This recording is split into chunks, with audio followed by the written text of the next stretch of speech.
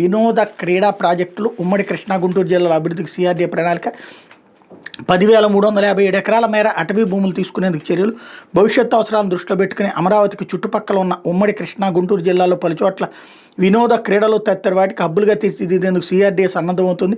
భారీ విస్తరణలో అటవీ భూములను తీసుకునేందుకు సిఆర్డీఏ ప్రయత్నాలు ప్రారంభించింది. మళ్లింపు విధానంలో ఈ భూములను తీసుకుని ఇతర ప్రాంతాల్లో ఇంతే విస్తీర్ణంలో బదలాయించేందుకు దృష్టి సారించింది.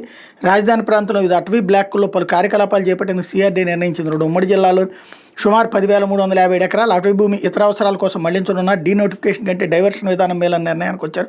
దీనికోసం సిఆర్డీఏ అధికారులు ఏలూరు, గుంటూరు, పల్నాడు, ఎన్టీఆర్, కృష్ణా జిల్లాల అటవీ అధికారుల నుంచి వివరాలు తీసుకున్నారు. ఎన్టీఆర్ జిల్లాలను గుడిమెట్ల, కొత్తూరు, చంద్రగూడెం, దాసులపాలెం, టీగన్నవరం, తోటతోడు, వెల్వడం, కొండపల్లి, జంగాలపల్లి, కృష్ణా జిల్లాలోని మెట్టపల్లి, ఏలూరు జిల్లాలోని కాట్రేనిపాడు, వట్టిగుడిపాడు నుంచి 5,090 ఎకరాలు తీసుకోనున్నారు.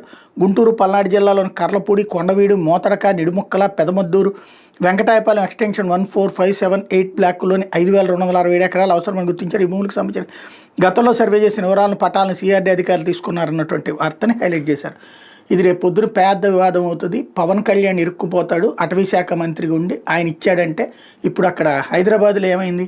అది అడవి కాదు, ఒకప్పుడు హెచ్యూకి ఇచ్చిన భూమి, కానీ అడవిలాగా పెరిగినటువంటి ప్రాంతం. దాన్ని తీసుకుంటే సుప్రీంకోర్టు జోక్యం చేసుకుని సీరియస్గా స్పందించినటువంటి పరిస్థితి. ఇప్పుడు ఏకంగా అటవీ భూములనే తీసుకుని ఏదో కట్టుకుంటామంటే ఇప్పుడు ఏమన్నా పోనీ ముందు అమరావతిలోదే ఇంతవరకు పూర్తిగా లేదు ఏది. ఇప్పుడు కొత్తగా అటవీ భూములను లాగేసేసుకుని అటవీ భూముల్లో ఏదో కడతాం అని చెప్తే అమాయకత్వంగా ఉంటుంది. లేకపోతే కనుక ఇది లేనిపోని వివాదాలకి తావిస్తుంది. అది కూడా ఏకంగా 10,000 ఎకరాలు. మరి ఏం జరుగుతుందో చూడాలి. లేకపోతే నరసరావుపేటలో కేంద్ర